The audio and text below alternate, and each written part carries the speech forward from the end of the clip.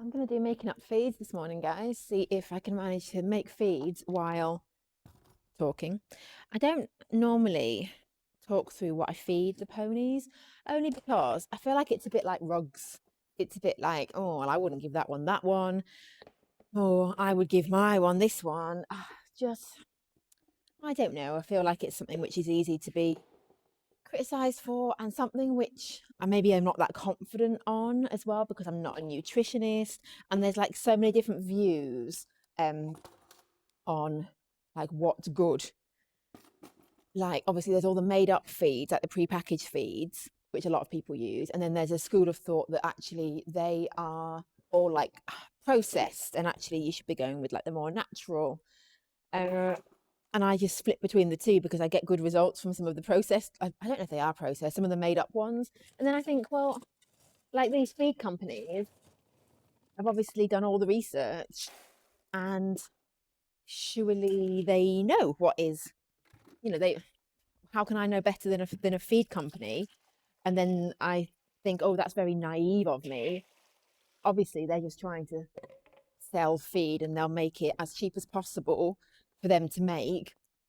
So there'll be rubbish in it that the ponies don't need, and all, I don't know. So then I just, and everyone has something different, don't they? Everyone has a different one that they swear by, or um, don't rate, or whatever.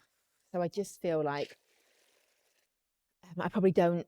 I need to just have confidence in myself, and not and what works for my ponies. And I don't think it's something that I necessarily need to share, because I will start doubting myself at that point. I've reached out to people that I value their opinion and trust, to say, what do you do for your whatever poor doing thoroughbreds or whatever. But otherwise, I think I'm happy to stick with what works for me, or maybe I need to consult a nutritionist, and that would make me feel better about what I'm doing. But anyway, that's why it's something that I don't normally include in my content, my short form content, particularly. Oh, the other thing that I don't include, that I have been asked about a few times recently, is and also I'm making a lot of work for myself at the moment by having a lot of them on feed, which don't need to be on feed. Charm, Storm, Lulu. Lulu's very picky. It's funny what she will and won't eat. She'll try to eat what another one's got, but then I give her the exact same and she won't eat it. So Lulu and Charm, no, Storm and Charm, and the rest of them don't really need a feed. So you're wondering, why have I got so many buckets? Well, MJ's getting one because I'm bringing him in and doing work with him, so he's getting a bit of handling. At the moment, Harley's getting one. I did do a YouTube video on that recently. I don't think he really needs it. It's largely just Balancer now. And I've just started giving Edie and Patrick one, just for, again, Balancer, mostly Balancer and Salt, just to make sure they're getting like a good variety, which I think is a good thing, isn't it? If they're not on the fell and they don't have the same variety of grazing, I don't know. But then I've for many years not done it, and they've been absolutely fine. So I could just be giving myself work and money to do, and it is work. Like, it does take time to make all these up, cart them to the car, take them to the ponies, wash out the buckets, go to the feed store. There's a lot, actually. It does all add up. And when you've got nothing that's on any feeds, like once Charm's gone and Storm goes on to grass at Farmer Rob's briefly, which I think is the plan, nothing will be on feeds, and I'd be like, oh my god, I just walk in here and there's nothing. This whole extra half hour, whatever it is, doesn't occur. So it is work, which maybe I don't need to do, because they are a lot of them do absolutely fine without it. In fact, Harley, I think, maybe would have been better without it, because I think he came out of winter too fat. But I was just trying to give him Balancer mostly, but he, even with the Balancer and a bit of chaff with it, he still gained weight. Oh, and Lynette has the supplements, to get her back to do her supplements. Yeah, so I think I'm probably creating work for myself, but at the same time, yeah, I don't know really. Maybe, I suppose, if I still had a full-time coffee trailer job to do, I probably wouldn't be, because I just would be like, just don't have the time. But then if it's better for them, you start doubting yourself, then you're thinking, am I doing what's best for them, or am I doing what's best for me? Rah. But then you could always do something more for them. I think you could always do something more, something else. spend more time doing this or that, and at some point you have to go, actually, they're all right. Make it manageable. So anyway, something else that I don't do that I've been asked for recently is content on professionals. So somebody asked if I could video the osteopath visit next time, and somebody asked about could I video the trimmers visit, and no, I think basically I can't, because I just think it'll be so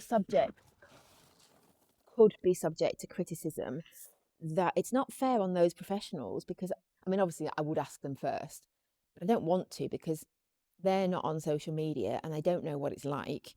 I mean, maybe if they wanted to be on, I don't want to speak for them. And see, this is what I'm not making feeds, I'm talking to you guys.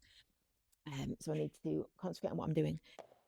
Yeah, so if I was to put them on social media, particularly with the foot trimmer, I think, because none of us, not many of us, are experienced in what an osteopath will be doing. But I think a lot of us have an opinion on what a trimmer or a farrier should be doing or would be doing. And I just think, again, like rugs, or like vets' opinions, or like, it's so easy for people to criticize the professional. Like they'll be, oh, I wouldn't have trimmed it like that, or she took so long to do that, or why did she have it standing like that? Or do you know, there'll be so many people being like, it's like when you see a riding video, see people posting riding videos, and it is impossible for someone to post a riding video without someone in the comments saying, probably just want to soften your hands a little bit, or you were just seesawing a little bit with that one, and oh, your toes are a bit I don't know, like, it's just, people cannot help but comment. And I just think it'll be the same on the trims. And they'll say, well, yeah, but the feet are like that because they're trimming like that, rather than actually the feet are like that because the posture's like that, because the back's sore or whatever. Like, we are struggling at the moment with Storm's feet, and it's not down to the trimming. I've worked with this trimmer for a long time. It's down to, what we think it's down to, a posture, because her back's sore. So she's front loading. So she's splaying and she's underrunning her heels because her heels are underneath her. And it's a trimmer that's picked up on that. So it's the other way around. But I think it'd be easy for someone to look and say, well, they're being badly trimmed. And that's not the case at all. So I don't want to put my trimmer through that. I don't think she would want to be on. I could ask her, but I don't think she would want to. And then I would feel so responsible with the editing of it, to make it, and then any comments against her work. I mean, so like, I get comments against my work that I know are invalid. Like, someone commented the other day on a video of, it was the two foals clacking, Archie and Annie, clacking at each other. And it's done really well on Facebook, that one, for some reason. And someone commented, oh, is no one going to talk about the obvious malnutrition and rib cage? And I to watch it back and go, which animal are they even talking about? Storm looked great in that one. If they said that about Storm now, because you can see a glimpse of rib, and there's a conversation behind that, but she didn't. She looked great. Lulu looked great. Archie looked great. I can only think Annie. But Annie was a week old. I don't think you could see ribs, but with a week old foal, you can sometimes. Like, they're not born covered in fat. Week old foals can look skinny. That's fine. Like, so I'm something which I'm not worried about, and I think is completely defensible. And actually, it was just a really ignorant comment. I'm going to get it, and it's ridiculous. But for people, for that to happen to a professional, I just don't think it's all right. And knowing that people can't help but comment on all the things on social media, they just can't help themselves.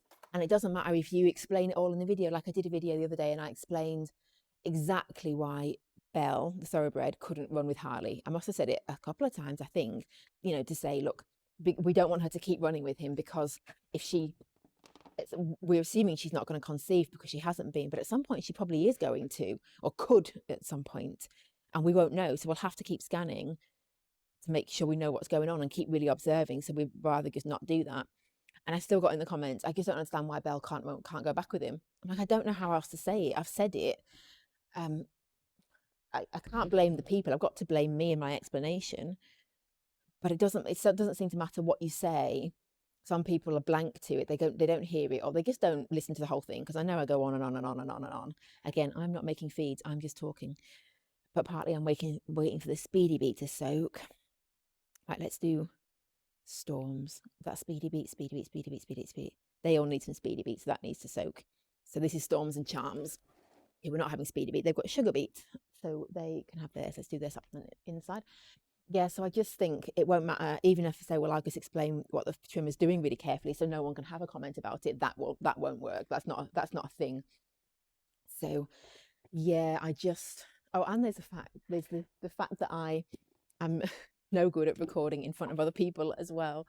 I'd have to record it and do a voiceover later, and no, I don't want to.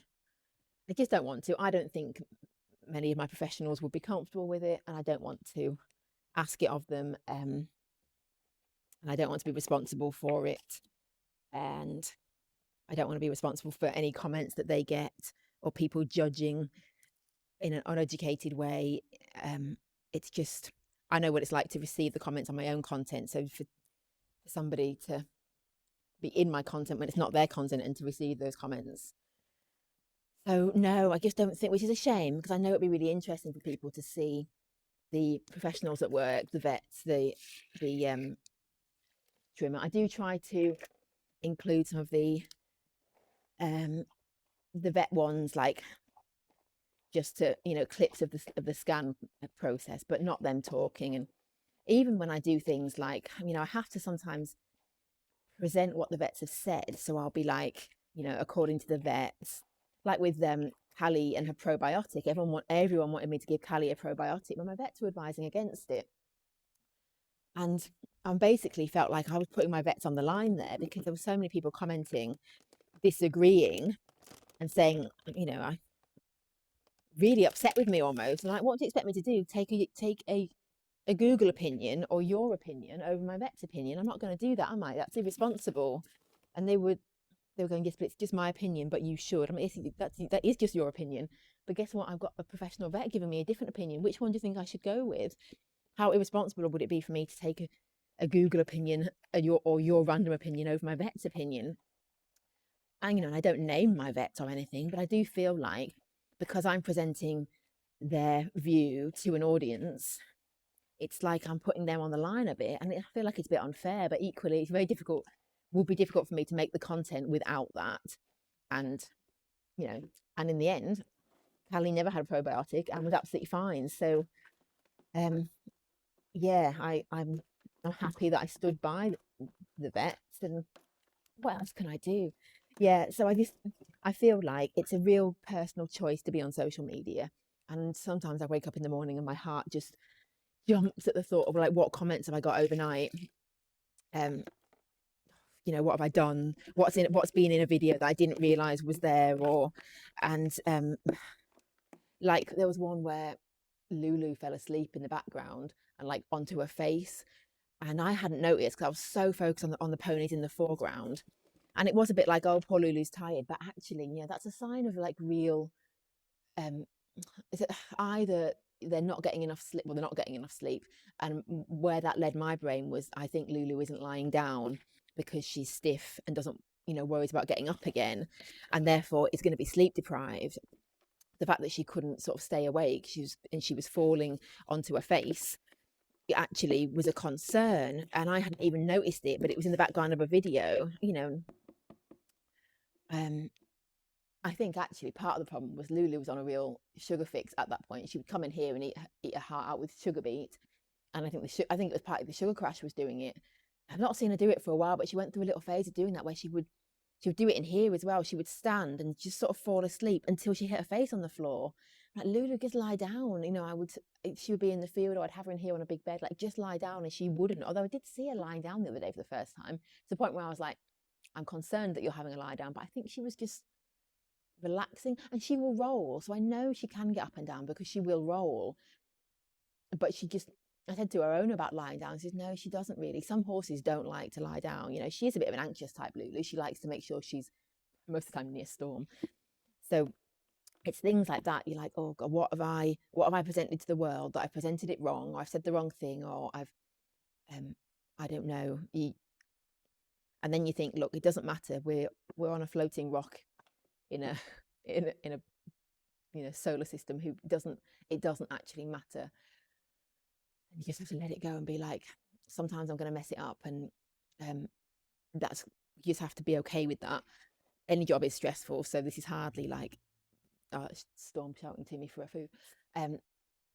Yeah, I don't. Yeah, it's a weird thing to decide to do, to like create an audience and like present yourself to it, and a lot of it is a very judgmental audience, whether that's just the equestrian world or what, or every audience. And I'm trying not to play it too safe. I went through a phase of starting to play it really, really safe, just because I just don't want to show this. I don't want to show this because what if this is wrong? What if this is wrong?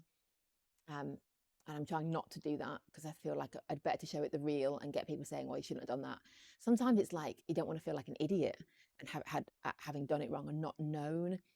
It's like people just can't help but comment and tell you that you've done something wrong. Like, God, if we all went through a day without doing anything wrong all day, or anything that other people would do differently, how on earth would that day even happen? It's not how life works. And yet, when it's being pointed out to you all the time, it is difficult. Anyway, I don't want to put professionals through that unless they're choosing it for themselves. If they choose to have their own social media channel, an audience, and then we could cross post, share, sort of promote that, absolutely fine. Like when people buy a pony off me or loan a pony, absolutely fine if they want to have them on social media, and I will absolutely promote. But if they don't want to, of course I will never name them, because people want updates on ponies that are not on social media, and I'm just cautious about doing it. So I don't want to invade in someone else's privacy or life. Or right, I'm going to start taking feeds out. That's probably long enough. I might come back in a minute. Right, let's get finished up. So Storm's now eating hers, Charm's eating hers. Speedy Beat has soaked. So I'm gonna just finish up making these and start with Linnet's, because Linnet has hers with a whole bunch of supplements.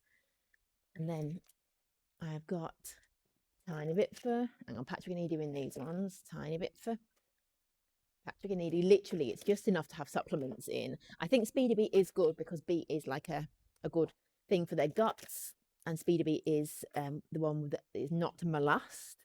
Sugar beet is cheaper, but it is molasses.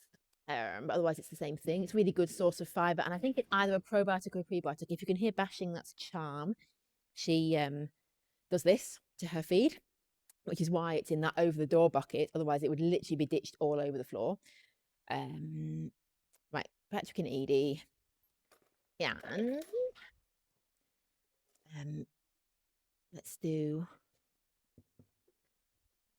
Belle and Ginny in these ones. Those two are just on a supplement, mostly for their feet.